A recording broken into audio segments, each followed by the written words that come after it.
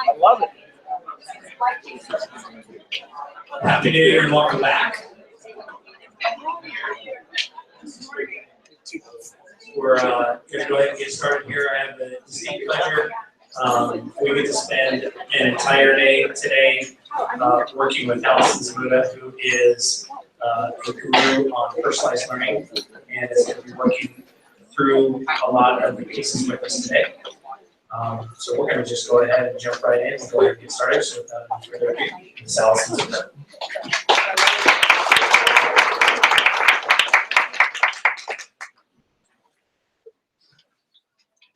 Okay, good morning. Can you hear me okay? Fantastic. I'm going to see if I can put this in my lapel and it doesn't change. Fantastic. My first design challenge of the morning. All right, how are we doing? Everyone can hear me okay still? Fantastic. The people that are sitting way far in the back, especially that back table, I want you to please move up somewhere here. So anybody that's in that back corner, so very far away from me, I want to create a personalized experience for you. So I'm suggesting nicely for you all to move to the front. So this should be my official back row where you are. So I very much appreciate you being here. But everybody else, again, there's some seating in the front. I need to be able to stare at the whites of your eyes. That's the intention, right? So again, as we continue to relocate, that's awesome. Also, people should have this handout. So if you haven't gotten that handout yet, please raise your hand, and I'm more than happy to give it to you. Thank you so much. All right, and we're about to get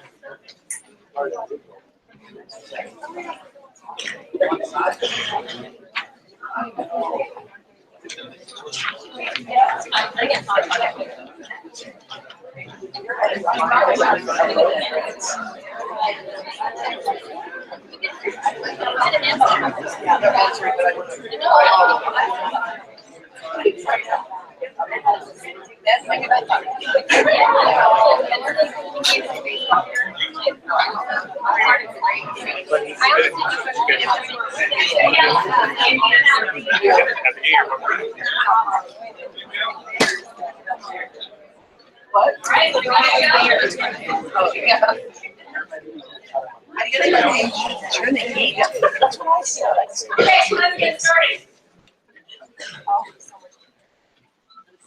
So this is the library. We originally were supposed to be in the gym.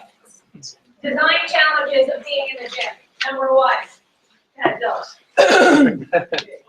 too big. 2, acoustics. 3, cold. 4, like unfriendly to the point where I don't know about your seats and bleachers, or I don't know what is going on there, but I was trying to make it so that we have more of a connected homey feel. Other than the fact that there is a barrier based on so I can sort of do this kind of like look through. I'm going to also start moving back and forth. Hopefully that's not too awful, especially because I'm going to move towards the back of the room. So we've got some folks moving a little bit further up. But again, I want to give you a little bit of information about myself. I was a high school teacher, Newtown, Connecticut. And I taught social studies there. My husband, who I also met at that high school, we both started teaching the very first day. He and I had very different personalities. So he was the one that showed up right early on to sit in the very back, most remote corner of whatever space we were in. And I was a little geek that sat up in the front because I wanted to get this. Right? So the intention here is that I appreciate lots of different perspectives and points of view, but we're all here to go after the same thing. Is how can we make learning more relevant, more interesting, and more fascinating, not just for the kids, but also for you. That's the basic premise here. Teachers have gotten to the point where they're doing so much heavy lifting, it's exhausting from the very first day, whether it's the first day of school or the potential first day back from break tomorrow. And trying to think hard, how can we continue to reimagine and revitalize what school can be, but do it in consult with the students. We're not working on just on behalf, we're working working in partnership with them. So trying to think and play and imagine is going to be something that we are doing right from the beginning of today. So again, what we set up right now is a presentation that will last between 30 and 45 minutes, and then you're going to do some work.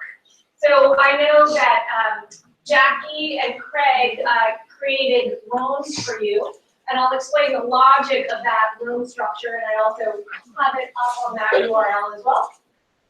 And then the second piece is we're going to come back right after lunch, and we're going to do another 30 to 45 minutes, and then you're going to go back into groups that are subject specific.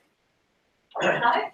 So that's the intention of today. A little bit of theory, a lot of action, and continued revision and reflection.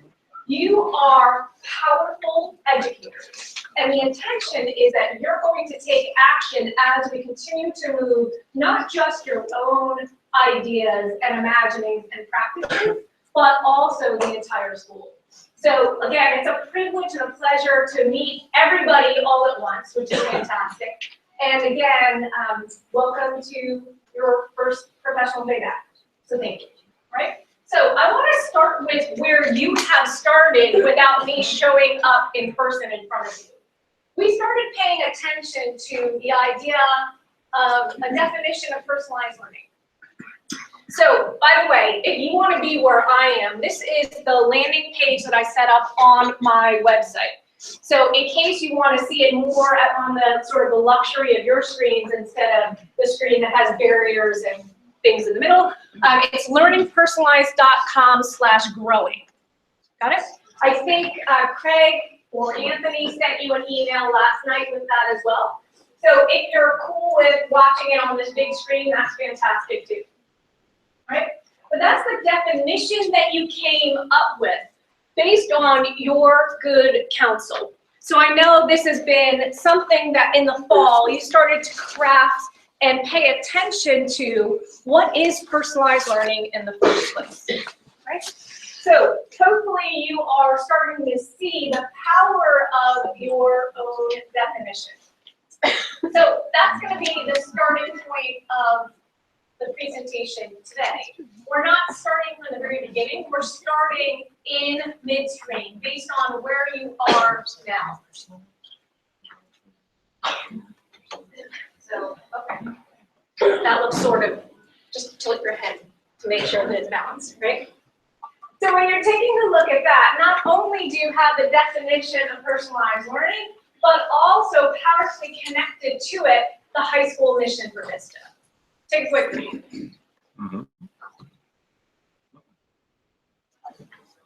Okay, now I need somebody to stand up and read it with feeling. Learning personalized.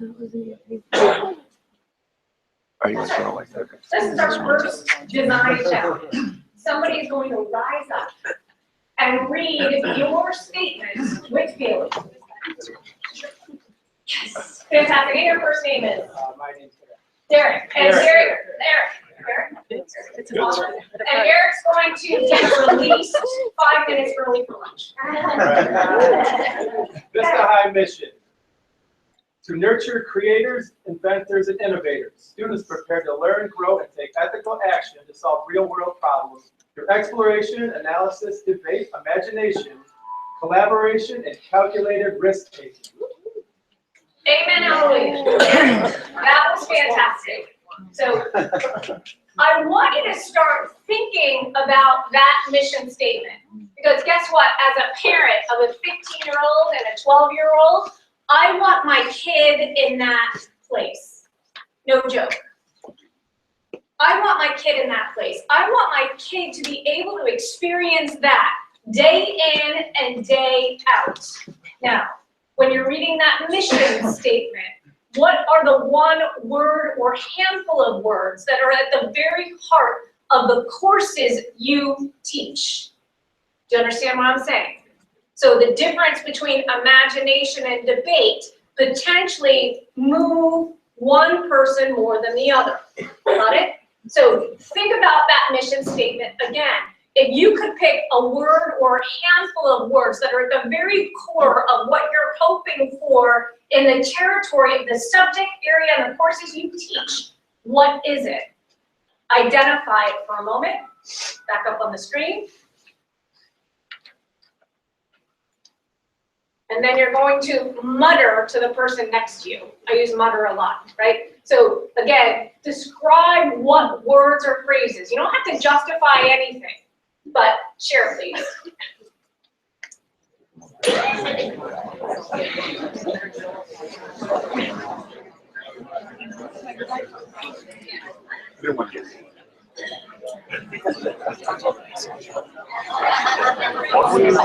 Worse than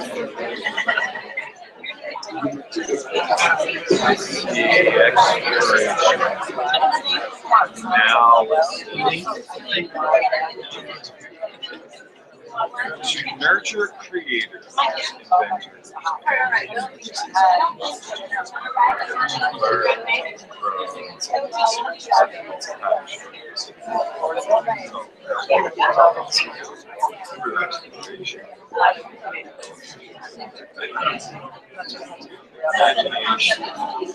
Let's come back together again. So when you have an opportunity to look at that mission, this. hopefully you found at least one word or phrase that resonates with the work that you do on a daily basis. Is that accurate?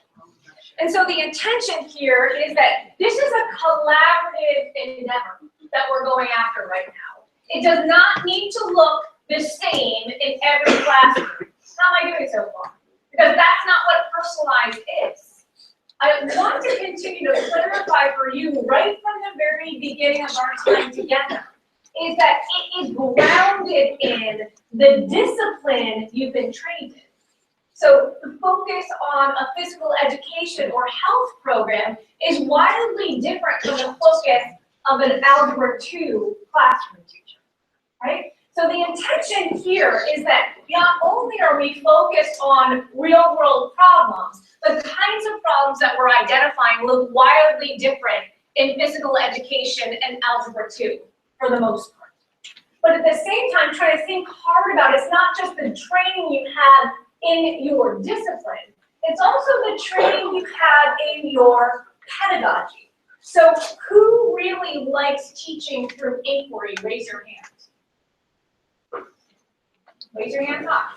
Fantastic. For those people that like teaching through inquiry, you are very much attuned to the idea that inquiry is grounded in active participation with the students so that you're pushing them to think and continue to pursue more and more interesting, rich questions. That's the intention. So if you're in the midst of an inquiry pedagogy and you leave space for the kids to talk, as opposed to what I'm doing right now, it means that you have an opportunity for kids to actually naturally move in to some of this space. There are a lot of other teachers that really are focused on running their classrooms as tight ships. My husband was one of them. He was a culinary arts instructor who teaches career and tech ed here, by the way. Fantastic. So, amen, hallelujah. Because I think part of the interesting piece is when you're running things like a tight ship, you also potentially are running it like a family. You're also running it to create some level of collaboration and problem solving, especially when kids are using sharp tools, right?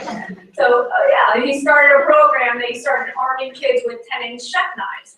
The intention is that there is a level of structure and strictness in many career and tech ed classes that continues to invite collaboration and problem solving and innovation and imagination, right? So when you're talking and looking and thinking about this, I want to know that we appreciate your pedagogical structure. We appreciate your classroom management structure. We appreciate the training that you have grounded in the discipline that you study and you teach day in and day out. And it will not look the same in one classroom to another classroom to another classroom. So when we're moving into this shift of transformational change, paying attention to that for a moment potentially gives you space to play. So if you can read this slide, and this is a slide that I think is familiar to you. Have you seen this slide before? Some people have, all right? So take a read. If you're reading it for the second time or the first time, it's totally you.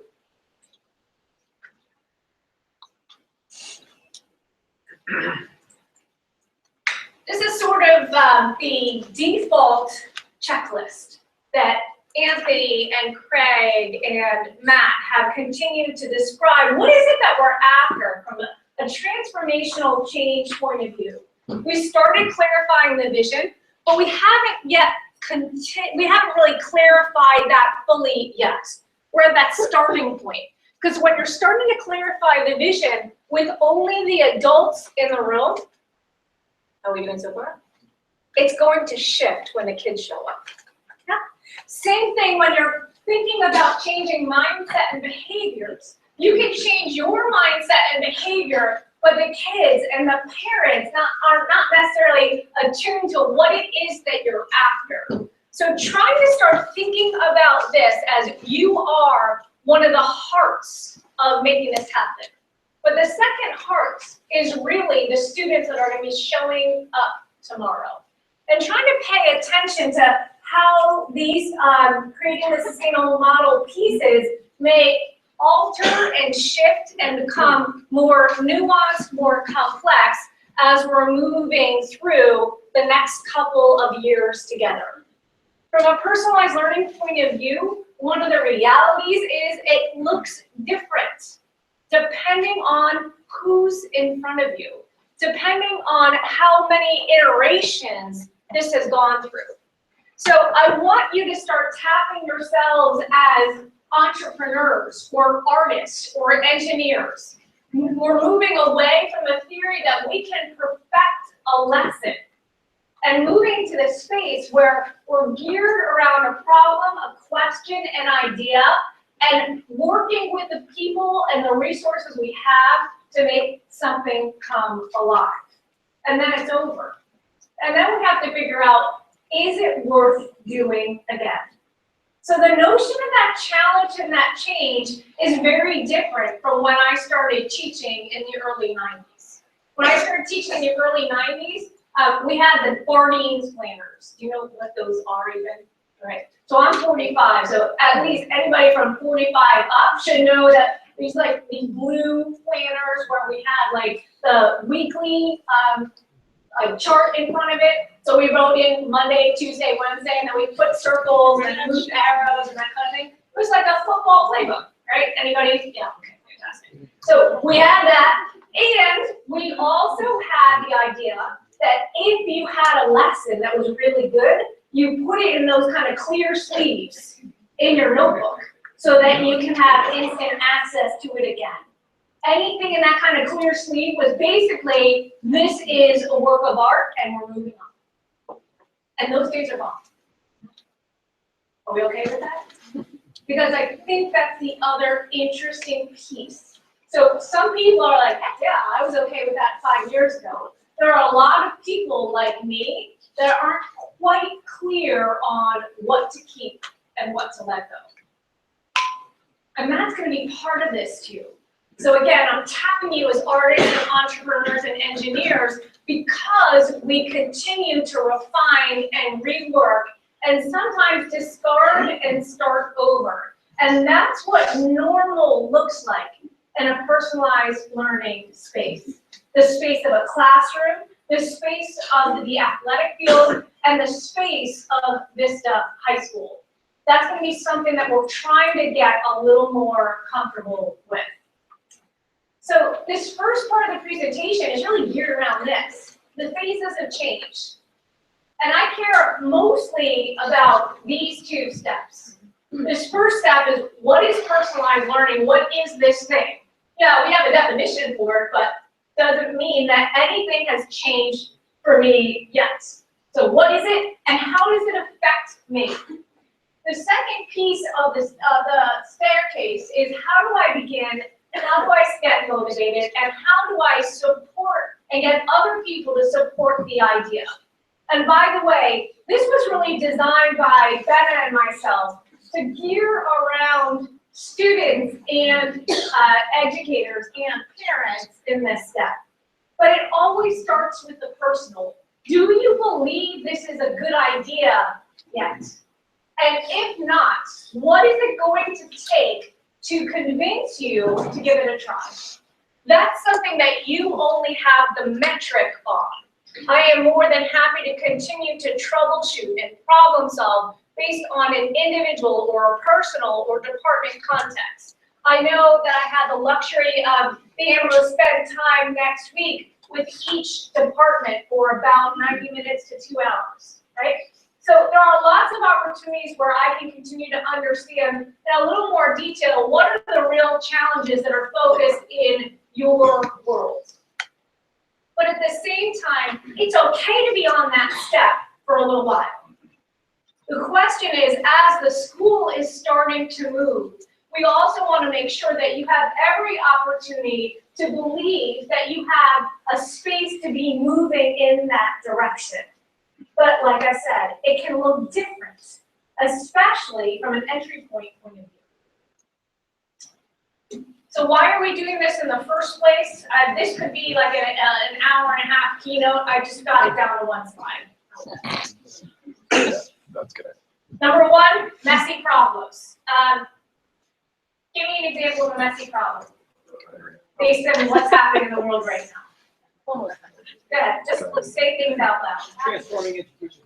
Transforming education, yes. Needed more. What else? Homelessness.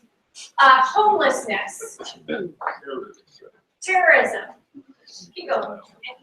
Global warming. The refugee crisis. How are we doing so far? Donald Trump. Fake news. Fake news. Yeah. All of these things are teachable moments. All of these can be transformed into real-world problems that inspire collaboration, problem solving, critical thinking, communication. You get the idea. So when you're thinking about messy problems are very much 21st century skill bound. I hate that word because we're already partway in it and we're still using it like it's in the future. But it really is requiring that level of critical thinking and communication. But it's also grounded in knowing something about the topic in the first place. How are we doing so far? Because if you want to pay attention to Donald Trump, right, you can't understand Donald Trump unless you understand the idea of topic. Celebrity. That's true, that's right, but foundational knowledge. Tell me what we need to know. Yes. Citizens United. Citizens United. What else? What do we really need to know from a foundational point of view? Bill of Rights. The Bill of Rights. What else? Right. I'm sorry? All right. The alt-right. Okay.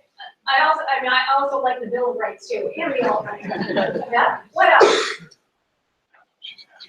What do we need to be steeped in? So they have to be steeped in the branches of government.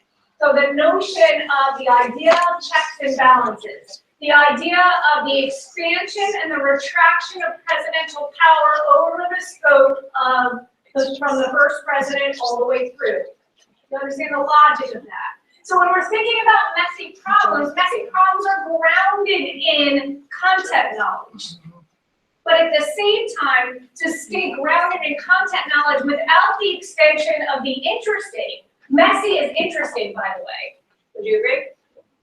It's frustrating and aggravating, but it's interesting. So we're trying to get kids in that space where they're engaged in messy, but also continuing to push that they need to read. They need to learn. There's certain things that they need to be fluent in. How am I doing so far? Because that's something, when a personalized learning structure is started, you have to go after that part. That it's not all skills, or kids do whatever you want, good luck, Godspeed, let me know if you need any help. There is structure to it, right? Second, growing and tolerance for reflection. When you're taking a look at this, this is actually quite interesting. The notion of reflection is not necessarily something we're encouraging as a society or in our own classroom. To what extent do we have students and potentially ourselves pause and actually take a look back at what happened and then identify steps, identify areas of strength and areas of concern, paying attention to how you felt as you were moving through that space. So it would be great for you to start saying, you know, because you're going to do some design work this morning. When I was doing this design work, I felt really lost for the first 15 minutes, or I felt really lost for the entire time. And here's what I did to help me get unstuck. And by the way, it may not have worked, but trying to tune in to start to see, what did I do? How did it work? How did it feel? And what can I go about and do next time to continue to make it better? This is as true for you as it is true for the kids as part of a regular reflection space. Third, dizzying amount of information. There are so many things that are super cool that are out there that are raining down on this staff right now, right? Give me some of the things that you have been hearing about besides personalized learning. Challenge-based learning. Fantastic. What else? Villages. Villages. Great. What else? Problem-based learning. I'm sorry, I couldn't hear. Problem-based learning. Problem-based learning. So we got challenge-based learning, problem-based learning. You want to throw project-based learning in there too? Great. And you're like, okay, what's the difference between all of these things that sort of sound like the same idea, right? You could go down that rabbit hole for a couple of years. And then, tell me your first name. One who said villages? John. John. John entered in villages. Well, villages take me an entirely different direction. And so we can think about villages. We can think about restorative justice. We did okay so far? Right. This kind of dizzying amount of information that's swirling around this staff that you have to figure out, how do I make sense of all of these spaces and stay sane and run a classroom and continue to transform the kind of learning that's happening in the place that I control. You okay so far? That's the daunting challenge, not just of you, but at the same time for lots of other educators in lots of other schools. So the notion here is that we're trying to think about, how can we work in coordination with one another to reimagine an idea of what learning can look like? And how can we draw in aspects of challenge-based learning or problem-based learning?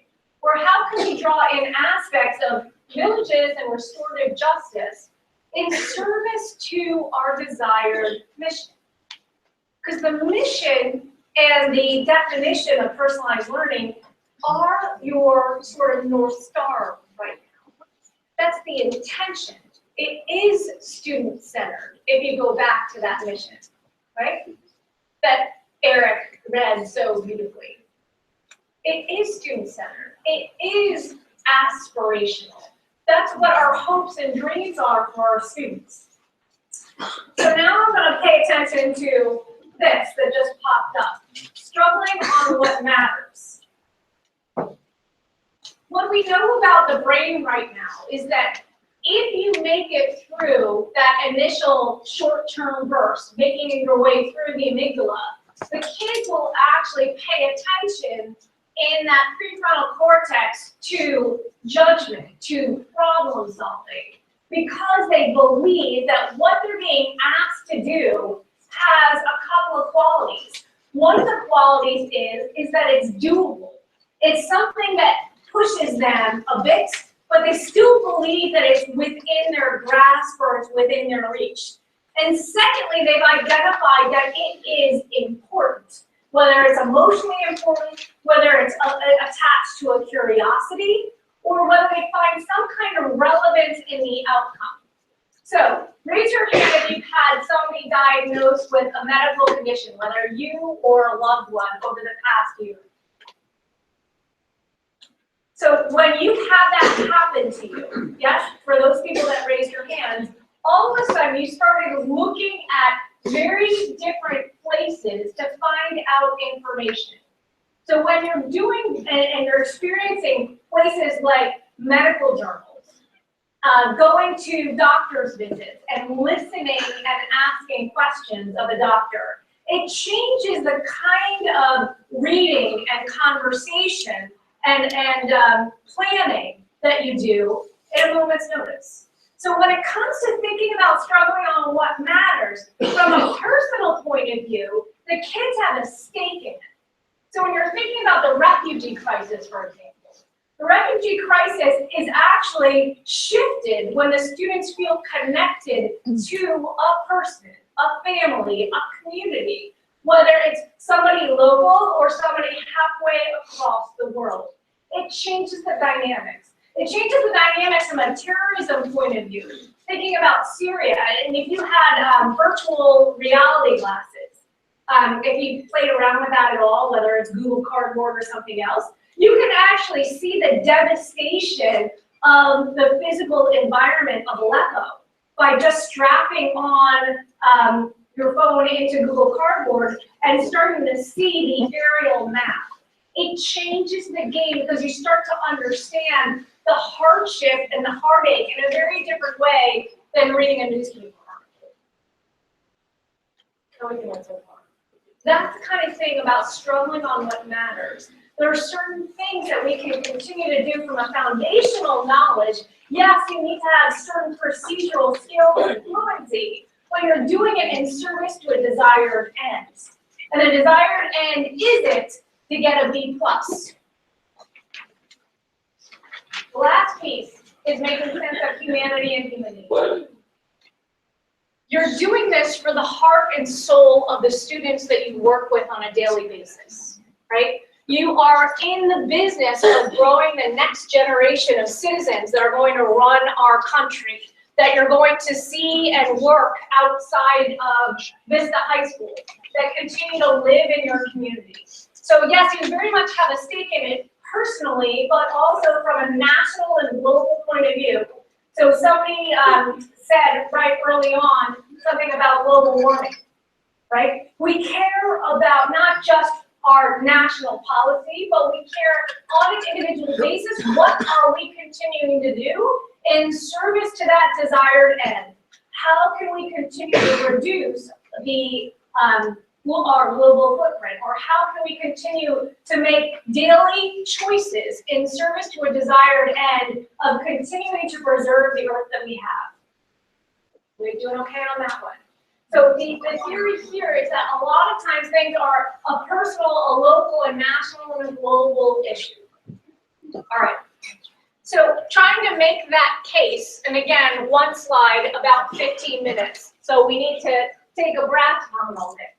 But we're moving to the space where, when it comes to the contemporary problems that we just reviewed, here's why we need to start thinking about the kinds of dispositions and habits a little bit differently than perhaps we did 2 weeks ago or 2 years ago. So this is the definition that Bennett Kallick and Art Koster wrote in Habits of Mind. You can take a read of this.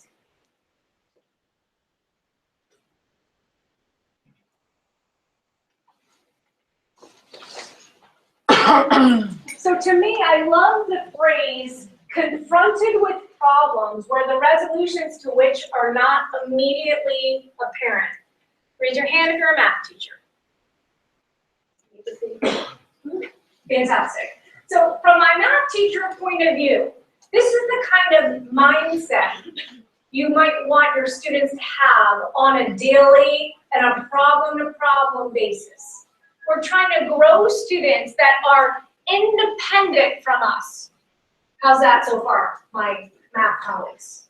Grow independence from us. I am not going to work with you. Tell me your first name. Terry.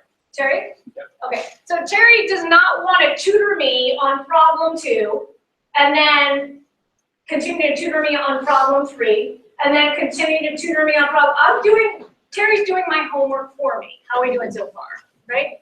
Because I can basically tell you, Terry, I'm going shoulder to shoulder with you, but I am not prepared to learn my lesson from problem 2 to problem 3 because I don't believe that I can do it. So the logic of the habits of mind is trying to really pay attention to what are the kinds of dispositions that we want in our students. And how are we willing to grow those dispositions in concert to personalized learning? See, here's the secret of personalized learning. You can't do it without growing these dispositions. So that's why many of you had the opportunity to meet Fenna Kallick in November. But this is the frame of what it was that she was going after in the first place. So what I care the most from you right now is to continue to have a conversation and mutter to the person next to you. And then you're going to go to menti.com and enter in that number. You can do this on a cell phone, you can do this on your laptop. You're gonna enter in that number and you're gonna respond to the question, how would you like your students to be? So in Terry's math class, he has particular qualities that he definitely wants his students to have. And he's gonna enter that in to menti.com. You're entering in that code. All right. And if you'd like to chat to the person next to you first, that's cool. But I would love to see the wisdom of you guys right now. By the way, has anybody played with Mentimeter before? So.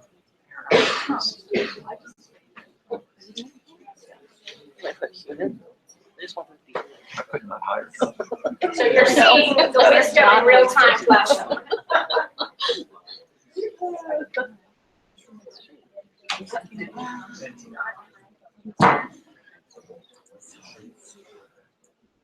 And again, if you want to get the code, it's right on the top, 121794.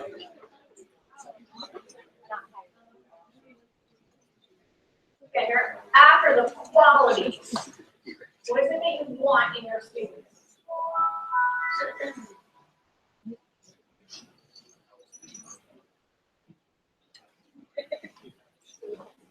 Mm-hmm.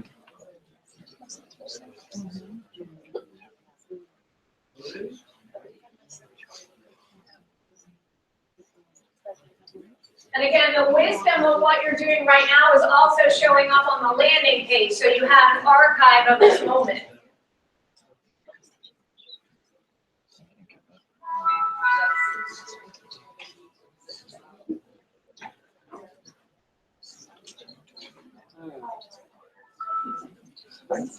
Yeah.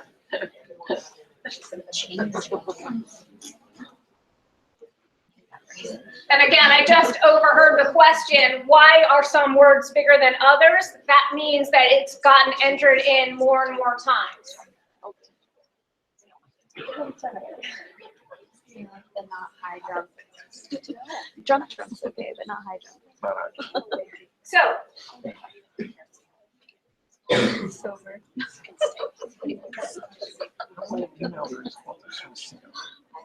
about a few more seconds, make sure everybody has an opportunity to vote.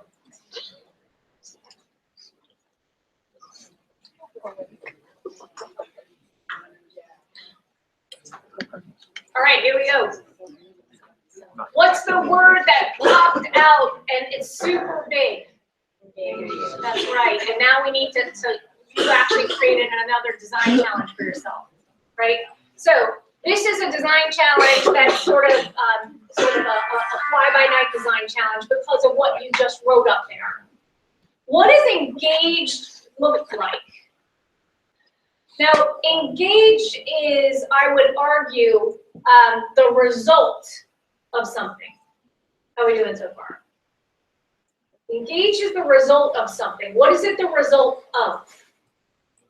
So pay attention to the wisdom of the group that's showing up on other words on that board.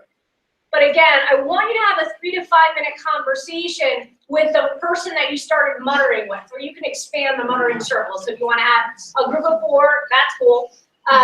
But I want you to pay attention to that reality, because everybody wants an engaged student. Because then they're actually listening to every single word that we're saying. No, that's not actually what we're doing in a first line learning class. Are we okay so far? That's not what we're doing. If I'm engaged, something is happening in my brain to cause me to be engaged. Engagement is a property of me. It's not necessarily a property of you, my teacher. So now I want you to have a conversation around that. 3 to 5 minutes. Go. I can make the words bigger too.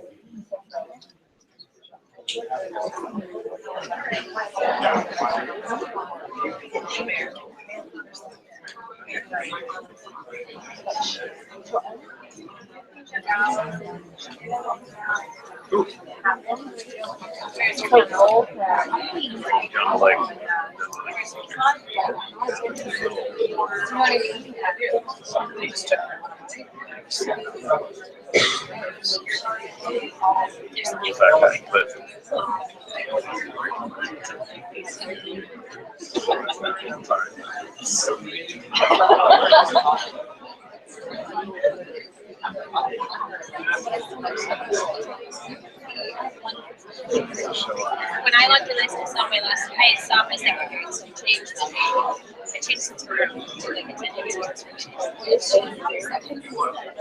I just got using this thing and I had the kids going to bed. So I even looked under baby, considering a baby, she's been out here to see if it had It's a good spell. she said,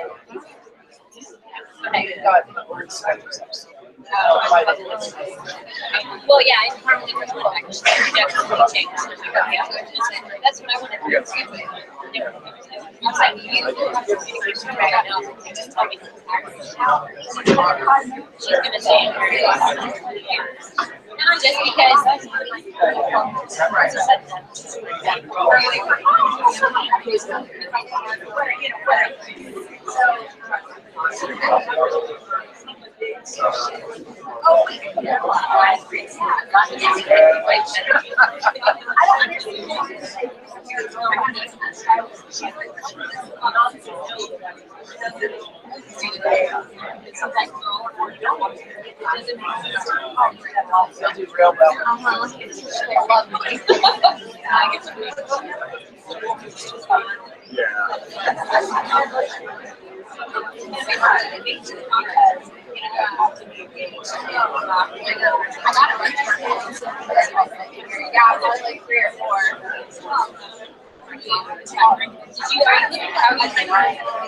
How are you looking at it?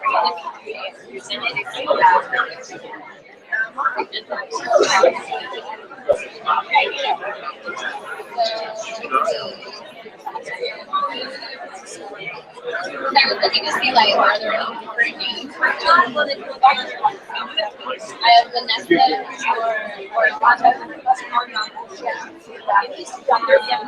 Carmela, Isabella. Yeah.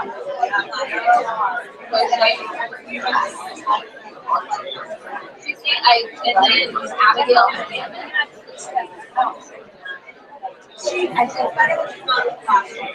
And then Andrea Ronaldo. Most of the great questions. I think a shot of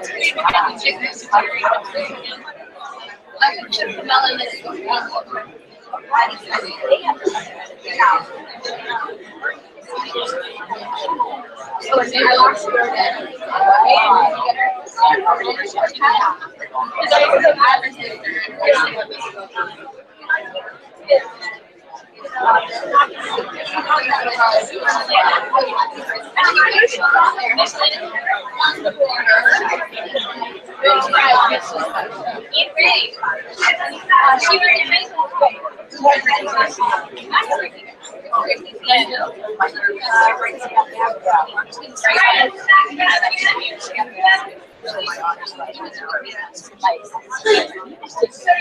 couple minutes to converse about sort of one of the one true loves of a teacher is an engaged student, right? So you didn't need to have me show up to tell you that, right? That's something that's the holy grail of everybody. Why? If we have engagement, what else do we have? What's the result of your 5-minute conversation? So connections. Can you talk a little bit more about that? And by the way, first name. Jay. What do you mean connections? Students engage somehow through that, either what the subject matters, or that you connect with that. That's right. And so when connections are huge. So the notion of connection, part of that is relationships, right? You're starting to get to understand who they are and how they're making the sense of the world in a little bit of a different way, right?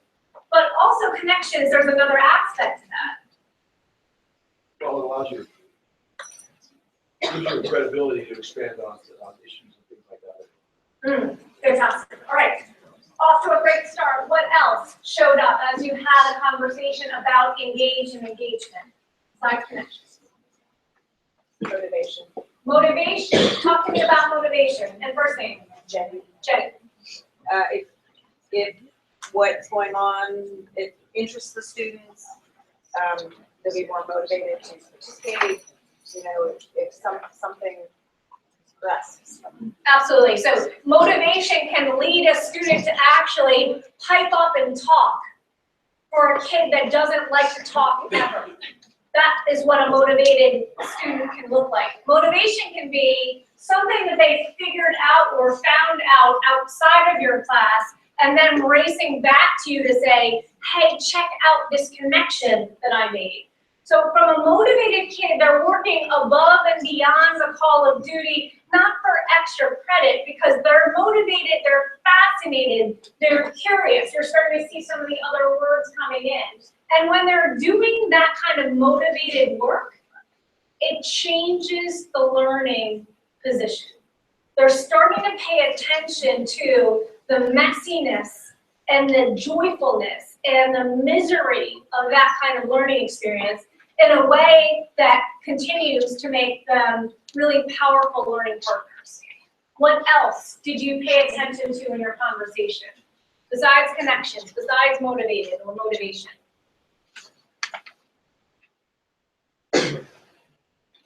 Yeah. Needs to be some level of trust between all those who are engaged. Absolutely. So there has to be some degree of trust in not just what students are volunteering to say. So Jenny was really describing, hey, motivated kid is really important. So if I'm for the first time saying something out loud to you or to my peers or the whole class, there has to be a level of trust that will be met with appreciation and met with a level of respect and further questioning. So this also really goes back to the classroom boards that you set up on the very first day of how you run your classroom learning environment and trying to pay attention to that powerful, proactive space where kids can be foolish because that's part of what learning looks like. They can make mistakes because that's what part of learning looks like. And we're trying to continue to grow from their mistakes. And that's what grading practices should look like. How are we doing on that so far? So when you're trying to pay attention to personalized learning, you can continue to look at your curriculum and your assessment and your instructional practice. But you're also looking at grading practices. You're looking at what we say on the first day of school, the rules that we enforce. And yes, back to the career and tech ed conversation, we can run our classrooms a very different way, but it's very much still absolutely grounded in that level of trust and that level of support that not just I provide to my students, but also I demand that from one peer to another in my classroom. You good on that? Anything else that popped up? So trust, motivation, connections. Yes, Invested. invested. And how do I become invested? I was talking about the students. That's right. Yes. And how does a student become invested? Well, they have to know what is the end game, what is their what are they putting on the, they're putting themselves on the line. That's right. And so when you're thinking about students becoming invested, they know what the end game is. And that's really important. That's all after goal clarity. What is it that you're asking me to do? Why are you asking me to do it? And if I'm good with understanding it in language that I can identify with, that I can remember, and treat it as my North Star, it's much more likely a student will be invested. So how many folks are playing around with learning targets right now? Raise your hands. I can statements, whatever. That? Yeah. I can statements have a very predictable effect. If it's written in kid-friendly language, the students all of a sudden have an opportunity to say, here's what I'm being measured against. The task is in service to the desired end. The task is not the end in itself.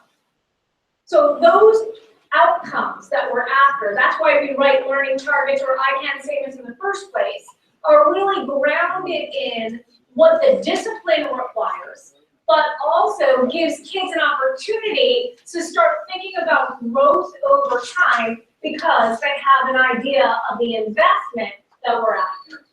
So we're not just focused on one grade at a time. We're both focused more on the long-term and short-term outcomes for learning targets, right? So when you're paying attention to all of these things, you're then very much going back into this personalized space.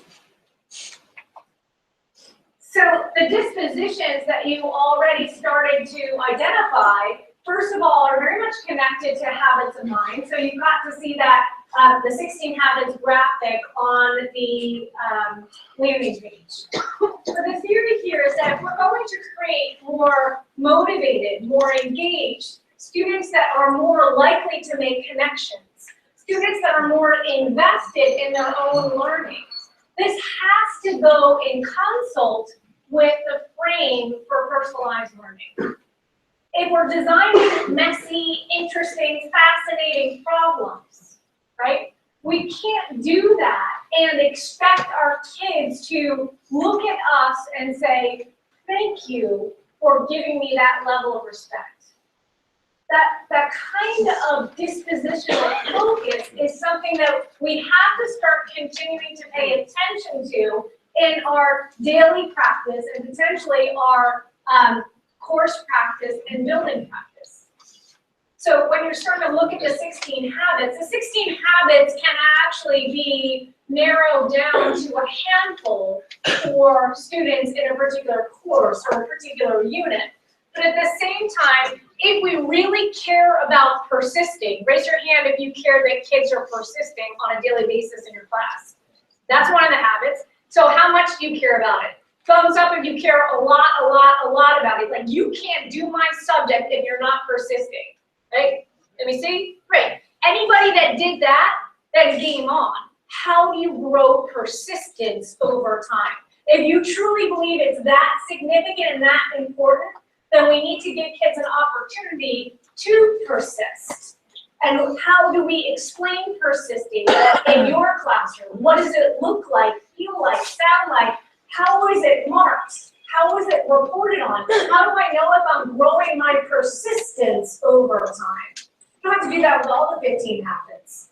But at the same time, I think it's important that you're starting to think about a messy problem and persisting. They sometimes, and a lot of times, go hand in hand. We can't design a very different experience, like the sustainable goals from the UN. We can't design a challenge on poverty if they have no inclination on persisting on a problem in the first place. So we grow the dispositions, and we're growing our content knowledge, and we're growing the application to those messy problems. All three in concert with one another. All right. You need an opportunity to breathe, to make sense. So if it's okay, I would love to give you about a 3 to a 5 minute stretch break. You can stand up and let's see, what time is it? Ready? Okay. So when we're going to come back, we're going right into the core attributes. So I'll see you back around 5 after 9. A little quick stretch break. Yes.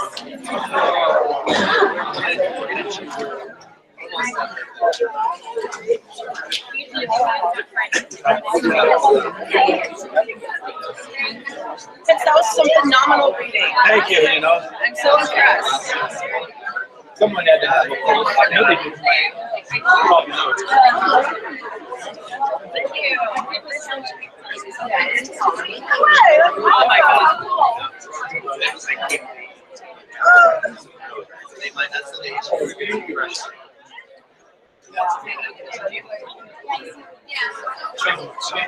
Explain it all.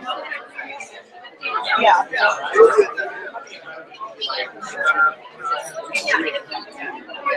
Lincoln, are you? Good, you? Good. Good. How's your girl?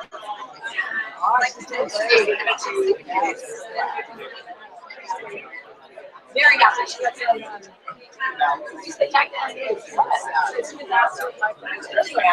so next year she's going to be a student in Oxford. And where Oxford? So she's super excited. Yeah. So she's there for 2 years. I guess in a couple colleges. Yeah, let me know. So yeah. Awesome. Yeah. She gets to go to Hogwarts. As my niece is. Yeah, that's right. She's got to for her to, I don't know. I went to a year, to a similar program for Trinity in Dublin and just travel all through healthcare. Oh yeah, travel. And just that, something different. Yeah, so she's doing great. I'm so glad. I'm writing, everything about it. Being able to travel. I think she's been a lot over the summer. Yeah, so good for her. You guys prepared so well. The writing is just huge. Yeah, the writing is Sure. Give me one gum still? Gum? You got gum? I got gum. Okay. So how was your grade? Sick. Crazy. Yeah, me too. And I haven't really, like last year I did sick a lot. No. Yeah, I was trying to move through. So your school,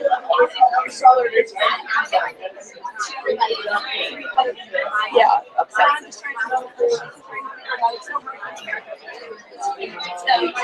I was going 14. I know. I just don't feel like I don't know. It just was so, like when I left, I was in such a good place. Yeah.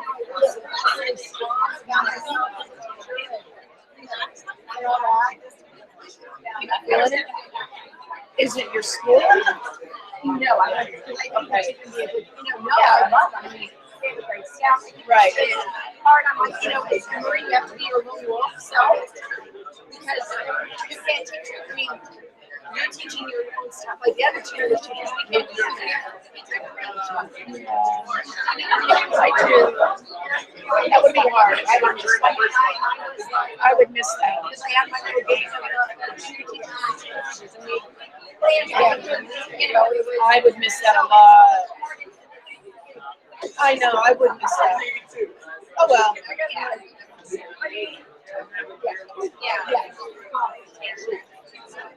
I know. I'm so glad.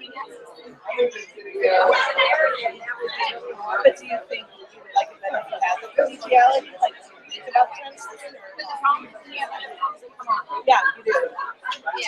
I do. I'm gonna grab my water. Yeah, no, I get it.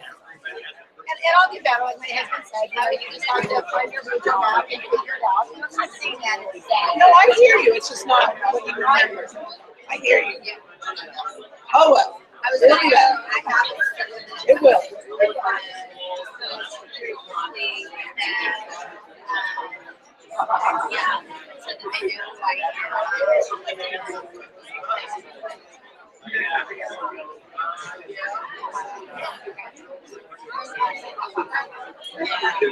Barely started.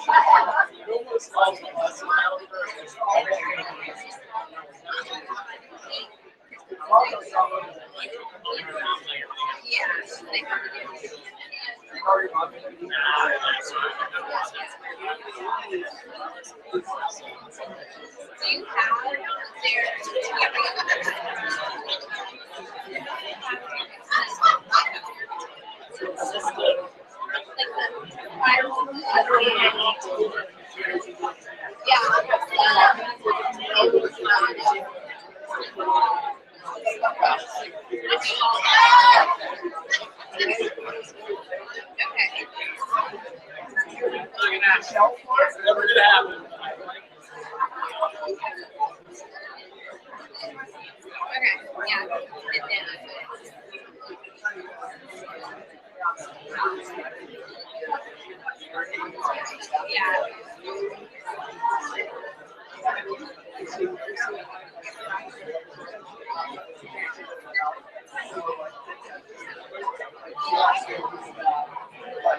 It's not a lot, it's their reading logs and their books that they're reading.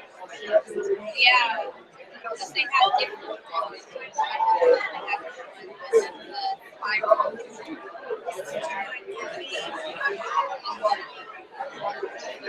They have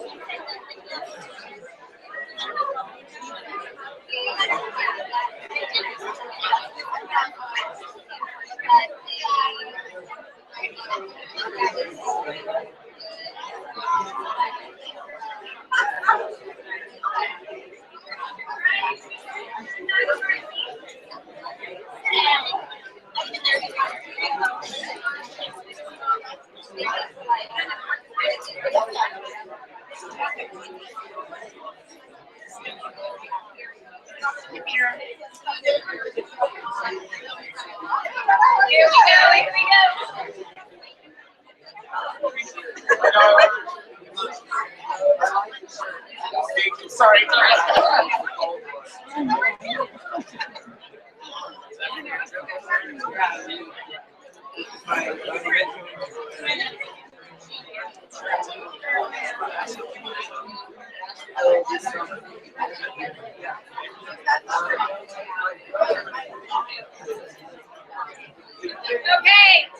we're coming back together again. And the idea of engagement, of student engagement is the holy grail, as I suggested earlier. And one of the interesting dynamics about engagement is the more authentic the experience, the problem, the challenge, the issue, even the fact that they come up with their own question, it does have an opportunity to continue to produce more and more engagement. And again, we're starting to gear up into your design work, right? And I want you to start paying attention to the slide that you're seeing right now. So there are lots of different ways or avenues to start pursuing authenticity. So I want to sort of clear the groundwork in the very beginning. I don't like the term real world tasks, right? Hate it. Because if real world is different from the school world, then our school world should be a lot more fun than it is, right? So the notion, I'm trying to use the word authenticity to start creating a very different notion of what we mean by the real world. Authenticity can be grounded in a couple of different moments. The first moment is grounded in authentic problems, challenges, issues, and ideas. I care that every subject area can see themselves in it, right? That's why you need a handful of these phrases, because an authentic problem can look very different in one subject area than another subject area. But sometimes the issue doesn't resonate with a range of subject areas as well. So we care about the authentic creation. We care about the authentic inquiry as connected to a classroom or a subject area. The second piece is authentic opportunities to network, monitor progress, and determine next steps.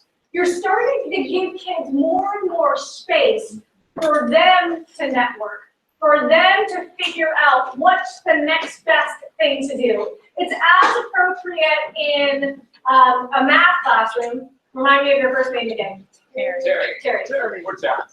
Terry. Yeah, Terry's here for Terry. I don't need any more words to remember. So for Terry, it's as important for Terry in his classroom as it is for any kind of challenge-based learning experience that you might be designing for kids a couple months down the road.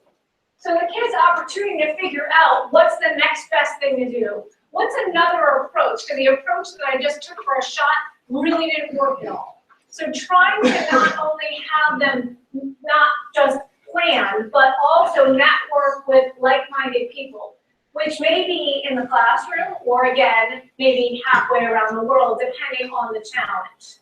The third piece are authentic forms for performance. It's very different. By the way, do you have a program here? Yeah. So, first name. Yeah. Kid. So we're definitely friends right now. Oh, we good. Right. Yeah. Whatever you need, Kim. I'm all about you. Right? So I married for love and I married for food. And I married because I knew my husband was great with kids. Right? So the opportunity of what you're doing, you know exactly what I'm talking about. Any kind of performance-based discipline, by the way, who considers themselves a performance-based discipline? Raise your hand. How many? Yeah. So be careful because it should be a lot more than we're thinking right now. But again, culinary is an example of an authentic form of performance because guess what? Who are you doing this for? I'm doing it for them and for the world. That's right. And so the theory is that if I'm actually engaging in an authentic form of performance, a recipe, a descriptor on a menu, a photograph of food, but also pleasing the palate of somebody else, those are very different kinds of forms in service to what a culinary program is after. Make some sense? but the other piece is authentic audience. The best authentic audience, especially from a culinary point of view, is continuing to taste all the way through the cooking process, right? Because I can actually continue to personalize based on whether it's too salty or too bland, whether it has that kind of complex flavor profile, or it's something that I want to make as simple as possible. All of those things that I can do as a chef in my own house, in my own space, but also ultimately it's designed for somebody else. Now, it can also be designed for me too, right? But I think at the same time, trying to think about how can we make this pleasing to the eye? How can we make it affordable? How can we make it so I can be on budget because I only have $5 to spend? How can I make sure that this is actually nurturing the customers or my family members? So I have a type 1 diabetic at home. I need to be careful and pay attention to carb count, which is very different from somebody that's paying attention to a low sodium diet. Get the idea. It's personal, it's personalized, and that's the power and magic of being in a culinary classroom. Now we can run that around in a graphic design classroom. We can run that around in a carpentry classroom. I got to see at least like through the parking lot, the ag program that you have. Who's in charge of that? Sarah. Sarah, fantastic. Hi, Sarah. Right. And so from an ag program point of view, and again, I know that it's a fabulous program. I heard a little bit about it. But I think it's important that you're starting to see that the authentic forms and the audiences are something that drives kids to continue to be invested and engaged. Are we good on that? And it's not just because they get to eat the food. It is such a colossal misunderstanding of why kids flock to a certain program like culinary and like ag, is because they can actually see what can happen in real time with continued adjustments, refinements, tweaks, and that's the power of what a performance-based discipline can do. And it's as powerful in culinary as it is in world languages. Good on that? So I think the idea, the notion of authenticity, it is very much grounded in every content area. But sometimes there's a heck of a lot more foundational knowledge we need to cover, or so we think. Because the foundational knowledge of the mother sauces, right? So I had to do a lot of typing for my husband, right? Can you rattle off the mother sauces for everybody else? Do you know about the mother sauces? Not really, but you experience them when you go to a restaurant. So they are Bechamel, holiday, velouté, espagnol. And yeah. And so I think the reality is that when you're coming up with mother sauces, you can't mess around with the foundational knowledge of a mother sauce. You either know it or you don't. There is a lot of hardcore text-driven experience. My husband was very clear. He would not let his kids in the kitchen unless they actually passed a certain mark on a straightforward textbook-driven assessment, because he didn't have the funds for them to waste. And so the theory here is that there is this kind of foundational knowledge application piece that's happening in real time. We don't train them or 3 years down the road to actually do interesting. We have to pay attention to foundational and interesting, foundational and messy every single week as part of our classroom practice. Well, does that make sense? Okay. So, we're gonna slide through this. And I want you to start paying attention to the idea of taking on your first solo design challenge, right? And so when you're thinking about designing a task, in your mind, you may need to start paying attention to what's a task that's worth designing right now. So part of me would think, well, a task that you just recently designed, something that you've already done that actually may have worked or not worked, or it may have been a mixed bag, or something that you're about to do. But again, if you're doing something that you're about to do, make sure that you have a tiny bit of time to make adjustments in real time so that you can actually get a full appreciation of what students are experiencing. But if you have this task in your mind, or you don't have to have it in your mind yet, I want you to start thinking about the attributes of personalized learning. Start filtering this through. So has anybody seen the attributes yet? I know some people have, some people haven't. Okay, so let me talk this through with you very quickly. And again, your packet is also an invaluable resource as well. So let's just talk through the basics of this. Let's talk about voice first. By the way, this is something that Ben and I drafted together. And one of the reasons why we think it's pretty cool is that this is as true for kids as it is true for adults. So you can think about it from a staff point of view, and you can also think about it from a student point of view. We're going to hang with the students right now, right? But from a student point of view, when it comes to voice, voice means that what kids say matters. Just pause on that. What kids say matters. Even if they say something foolish, ignorant, mean, what they're saying matters. It changes the culture and the dynamics of the classroom. It changes the idea or the direction they want to pursue. And the opportunity to have kids be in a space where what they say is something that is taken into consideration is important. They may have opinions on everything. Just because they have an opinion on it doesn't mean that it's right or that it's going to happen. But you're also trying to figure out, how can I understand their point of view, where they're coming from, what their hopes and dreams are, what their frustrations are, even when it comes out weird, awkward, or mean-spirited.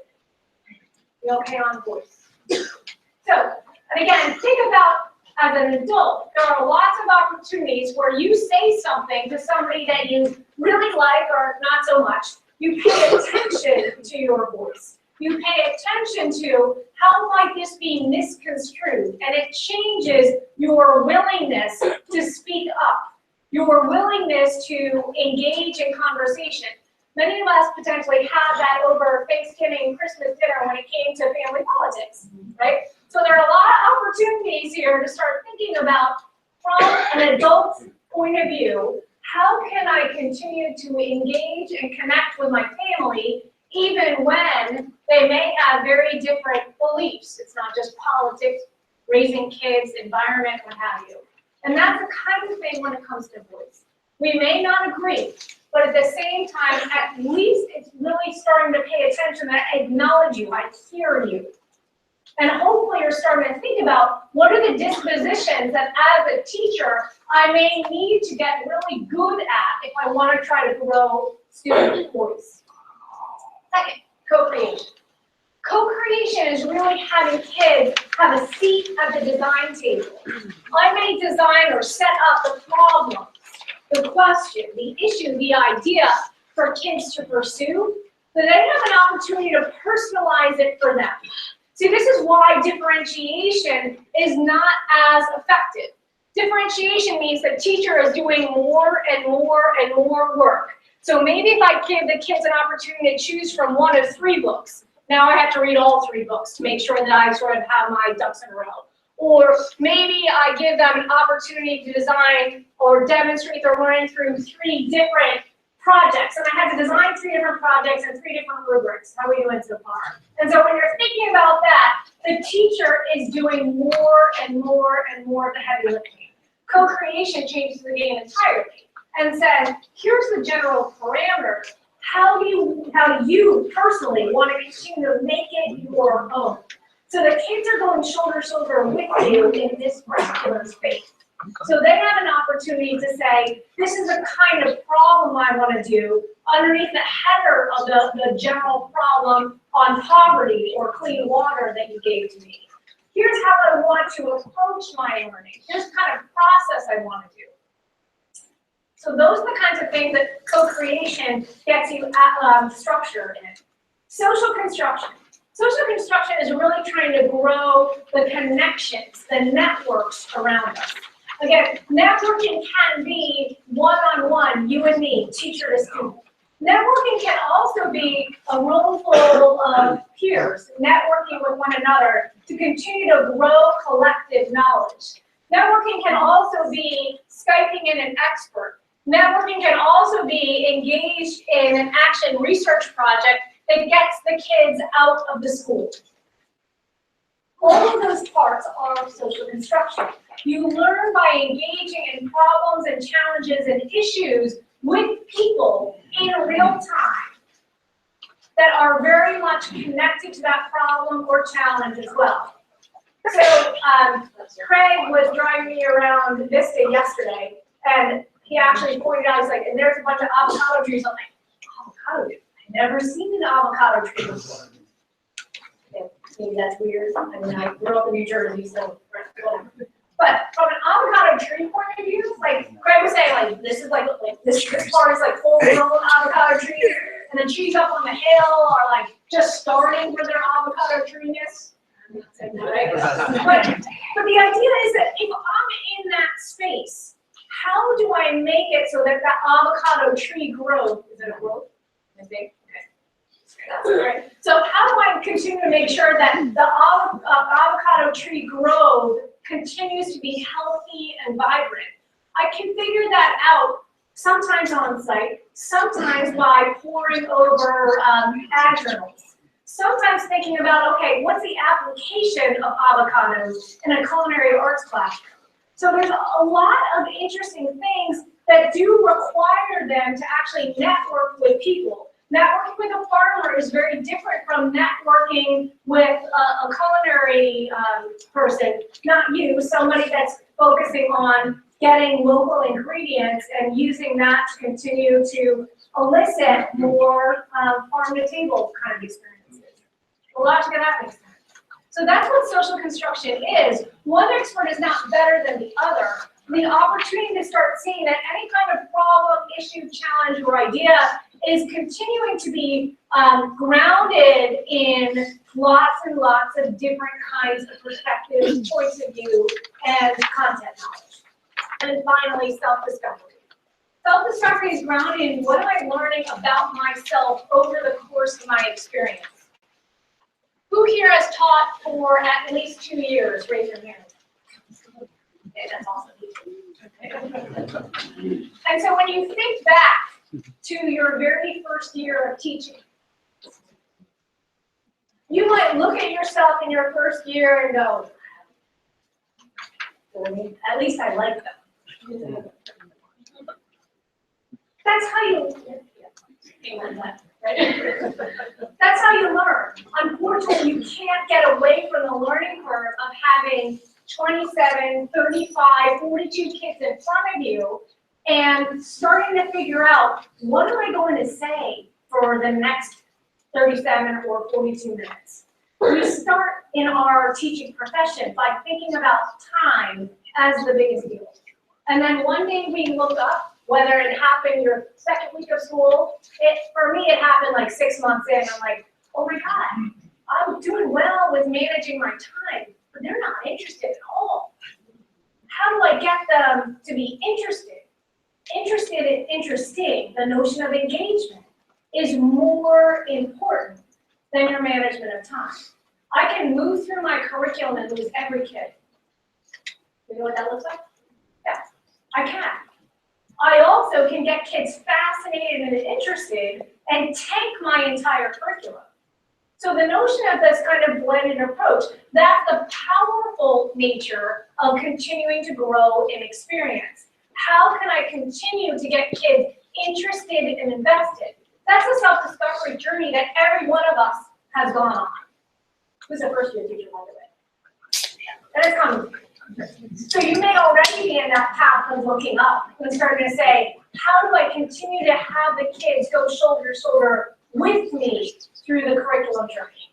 And sometimes the curriculum journey, as it's currently framed, is awesome and fascinating, and sometimes it needs to be reimagined and reworked, potentially one unit at a time one course at a time, or one program. So those are the 4 attributes.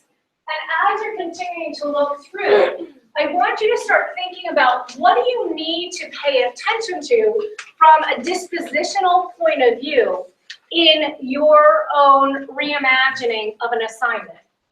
So in that first piece for voice, you're starting to pay attention to listening with understanding and empathy. Listening with understanding and empathy is code for I hear you. I feel what you're feeling, right? How does that go? Is that okay? Usually I practice that at home with my husband, right? I was like, you just need to listen to what I'm saying and just nod your head. Because sometimes I don't want you to fix it. I just need to get some kind of feeling that you're understanding where I'm coming from. It's like, okay, I'll just nod my head. But at least that's a start, right? So listening with understanding and empathy means I'm not interrogating you as a student. I'm actually giving you the airspace to finish your thoughts and pause for a moment to make sure that you're done before I interject. So the notion of listening with understanding and voice continues to clarify that I can pay attention and have you finish your thought as opposed to turning something into a more escalated situation. So we're also trying to grow this not just between teacher and student, but from students to one another. So the idea here is that I'm trying to think about how we can grow through this, whether a problem, a challenge, an issue, whether it's a behavioral issue or an intellectual conversation. Trying to pay attention to giving kids the opportunity to clarify what they need without having it be like this kind of feeding frenzy. Okay? Second, questioning and problem posing. If I'm really paying attention to what you're saying, I'm asking questions in your wheelhouse. I'm not inserting questions that you haven't really thought of or brought up to me before. I'm actually trying to understand a little bit more deeply why you're so upset. Why are you so passionate about this in a way that's, again, not interrogating? And the third is I'm trying to communicate with clarity and precision. I'm trying to give them an opportunity for them to start to see that your voice continues to shape the tenor or the energy of this classroom, but also the tenor and energy of your engagement on the project or the problem or the task at hand. So if you basically say to me, as a kid in Terry's classroom, as a kid I might say, well, I feel like Algebra 2 is just stupid. Did you teach Algebra 2? Okay. So this whole thing is stupid. So Terry, you just, whatever I need to do, like I'll go shoulder to shoulder with you, but I'm not, I feel like I'm bad at math. Have you heard that before? I feel like I'm bad at math. It doesn't make any sense to me, but whatever. I'll just do whatever you say to me. So the notion of that voice, that notion of helplessness, right? We don't want to go down a rabbit hole. Tell me, at what point did you feel helpless in that? Right? We don't want to go down like a long, arduous journey at the age of 5 when I was playing with, whatever. I was thinking about the abacus, but right, I'm old. That's not the kind of energy we want. We want to start paying attention to, are there problems or topics that you feel pretty strong in? And what created that strength? So there are certain areas that you can continue to focus on from a voice point of view. But if kids are feeling helpless and hopeless, and that's why they're not starting to invest or engage, it changes the dynamic. And that's why I'm continuing to ask, are there opportunities, whether you're imagining a major assignment, whether you're imagining a classroom routine refresh for Wednesday, those are the kinds of things that are helpful in contemplating voice. Co-creation is really grounded in creating, imagining, and innovating. The kids have an opportunity to personalize it, even if it's just a bit, but also paying attention to thinking flexibly. So just because a kid wants to do something doesn't mean that you think it's a good idea. So the intention is that this is a dynamic interaction. That's the heart of what co-creation is. So I may say something to you, and you may say, That's a really bad idea. So subject area you teach. Social studies, okay. And give me a course you teach. Okay, so if you're teaching civics and you say to kids, I really want you to do some kind of civic action engagement project, right? So pick a local issue and I want you to see how you can engage in that problem, issue, or challenge. And I come back to you and say, I want to really start paying attention to how come we can't smoke weed in high school. And you're going to say, right, so you can think that's someone you're saying, no, there's certain parameters, right? And so the notion of co-creation is really grounded in clarifying what those parameters are, right? So you might have a list of criteria that they have to run their own idea through before they're presenting it to you. The second thing is when they say that it's, when you say it's a little bit misguided, right? Or it's not something that you can actually take action on because what if we give a long laundry list? How do you continue to go back to voice? So co-creation and voice are going hand in hand. We want to make sure that we're paying attention to thinking flexibly. So this is a dynamic interaction. And I care not just about why I'm sort of giving you the green light or not.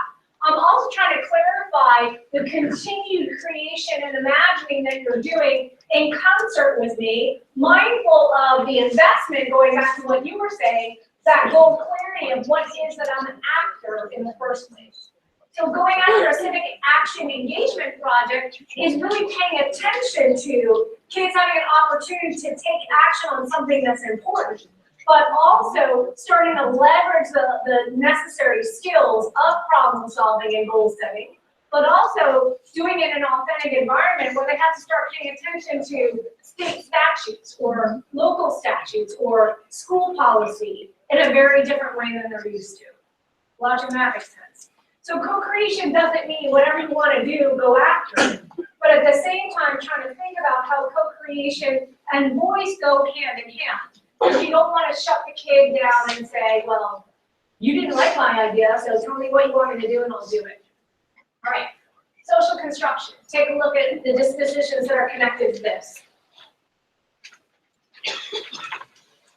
Anytime we are starting to engage adults, whether we're engaging peers, it is a level of risk-taking from a student's point of view, right? I have to start thinking about how can I continue to think and work and communicate, especially when it's an area that I'm not comfortable in biology, right? So trying to think about a cold call. Have you ever done that? Or a cold email? It sends shivers down the spine of most teenagers. They pay attention to the language and tone in an email with somebody they don't know a heck of a lot more than they do for your English teacher. For my high school English teachers, awesome. And so when you're thinking about the reality of that, how do you continue to grow their capacity to communicate with people they know very well as communicate with people that they haven't yet met around a common problem, question, or request? That's the kind of independence you want to cultivate in your students so that they can continue to gather data, but also continuing to offer the idea that you cannot necessarily solve this problem alone, whether it's poverty, global warming, or the fact that you're trying to figure out how you're going to pay for yourself to go to college. Those are the kinds of things that are a collaborative enterprise from a problem-solving point of view. So that's what the heart of social construction is, to have kids be able to reach out and network to go after a common goal, problem, or idea. And finally, the last piece is self-discovery. Take a look at the related dispositions.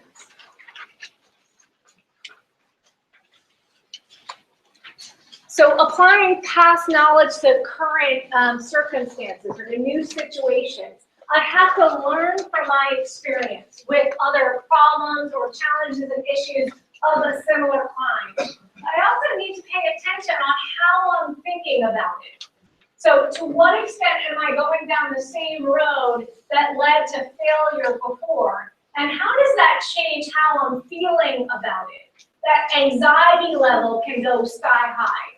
So the other interesting piece when it comes to tests, whether it's a local test that you're sort of designing at the end of the unit or a standardized test, a lot of students potentially know information like the back of their hand, but when they're in a test-taking environment, it all falls apart. And the real challenge and the issue is how do we continue to understand as an individual kid of, well, it's test day, that means I get a pass. So you have to start thinking about how you can continue to get yourself set up in a way where you can learn how to diminish your anxiety so that you can be functional on that day. Last one, responding with wonderment and awe. Okay, this sounds a little weird, right? And when I started working with Benna, I was looking at this one, I'm like, okay, this is a little bit weird. Responding with wonderment and awe. Talk to me about that. Why should we care about that? Responding with wonderment and awe can be, she started with like the magic of a sunrise. I'm like, I'm a high school social studies teacher. You gotta sort of say it to me in a very different way. Well, there is magic in certain natural environments. But the thing that got me with responding with wonderment and awe is really grounded in how far I've come. So I started using essential questions in my second year of teaching in the early 1990s. And when I had this like technique, I gave the kid the essential question the very first day of the unit. So one example was, which were most changed the self-image of the United States? You did so far? Great, awesome. Which were most changed the self-image of the United States? And we went through all the wars in a row, skipping over the Great Depression.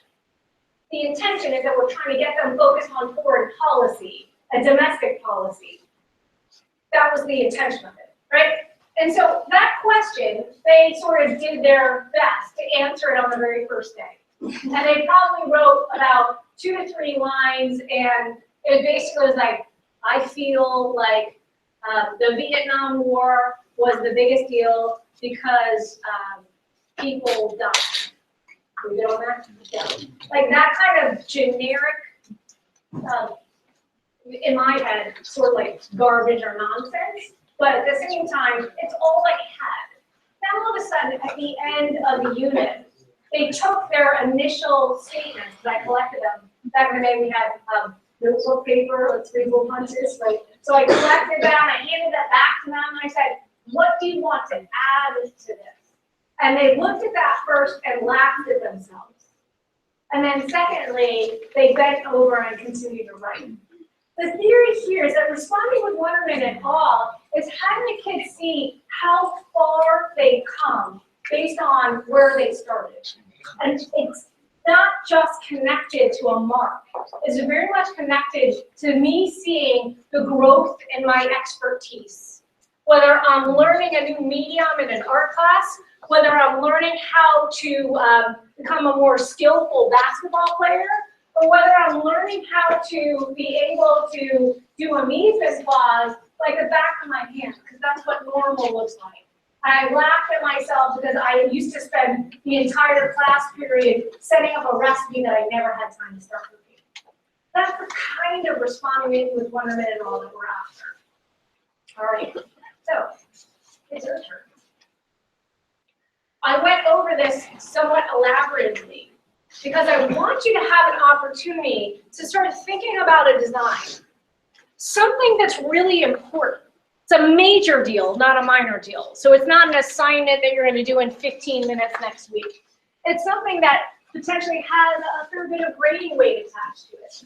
You potentially can think about some kind of reimagining your classroom norms, how you want to continue to focus on your partners in a science lab, for my science teachers. Fantastic. So that may be another aspect that you can go after. How can you continue to reimagine how lab partners work together to engage in the problem or the inquiry or the investigation that you designed for them? What are the parameters or rules that you want to set up? So you can engage in this whether it's the team of two, we have two science teachers sitting next to each other, right? Or it's maybe a solitary endeavor. But this is an opportunity for you to take something that is and run it through the 4 attributes as a filter. So let's go back to this. So I can take something that's basic, like a research assignment, right? And that research assignment can turn into a research paper. And I might come up with, okay, here are the topics that I want them to choose to research on. They can choose the topic. That's what existing normal looks like. Now, how can I continue to filter this through using these attributes? How can I grow their capacity to co-create? Choosing from 1 of 4 or 15 topics is a great starting point, but it's not enough. How can we continue to get them to be invested? And again, I'm going after the words that you naturally came up with earlier, because we're going after engagement. Invested was the word that you shared. Jay shared connections, right? The idea, Jenny did motivation. So those are the kinds of things that you want to continue to pay attention to and reimagine the assignment. I'm going to give you about 30 to 45 minutes to do that. Are you more on the 30-minute side or 45-minute side? Or are you? How much time do you need? 30? All right, great. So the second thing is you're going to actually talk it through outside of your subject area on purpose. Here's the reason. When people know the content area well, they changes the way they respond to the idea. So I might hear from, tell me your first name again? Civics teacher? Chuck. So Chuck and I taught civics and American government together. And whatever Chuck comes up with, I'm running it through the filter of not just the attributes, but I've taught civics before, and not so much. So the interesting piece is that when you know the content knowledge shoulder to shoulder, it changes how you receive the message. It's actually better to play off or riff off ideas with somebody that is more content neutral. That's why we try to see, is it helpful or healthy for you to interact with colleagues that typically you don't interact with in a design moment like this, right? So that's why Craig sent an email around, right? He did? So he assigned you to separate rooms. These separate rooms are designed for you to be able to individually work in, but also connect and interact with as well. So right now it is 9:44. So you're going to have an opportunity for about a 5-minute break. If you need information on what room you're in, that's fine.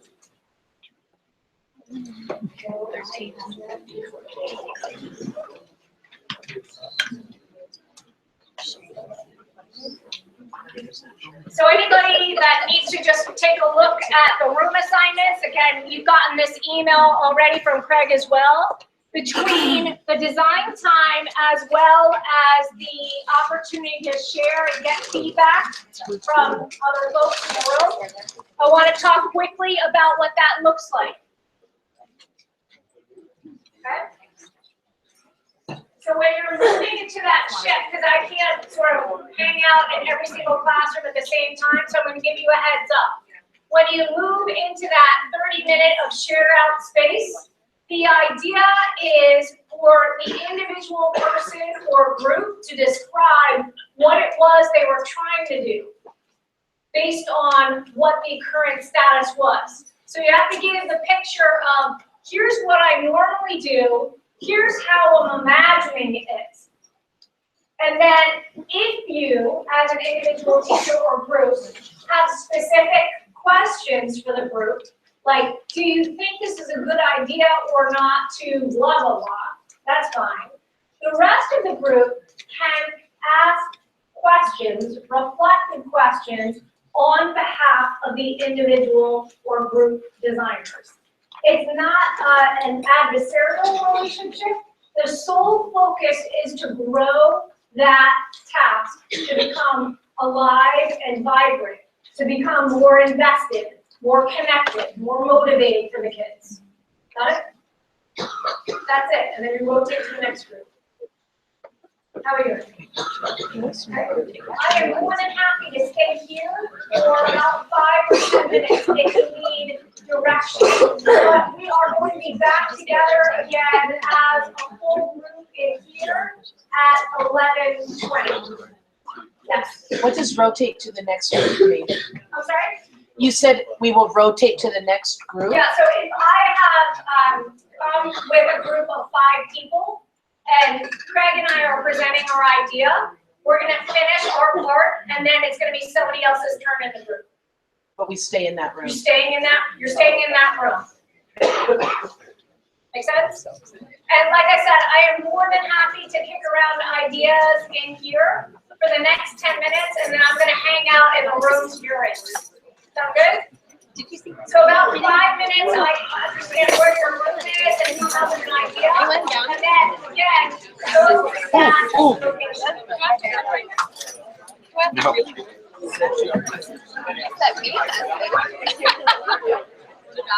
I'm sending it once ahead of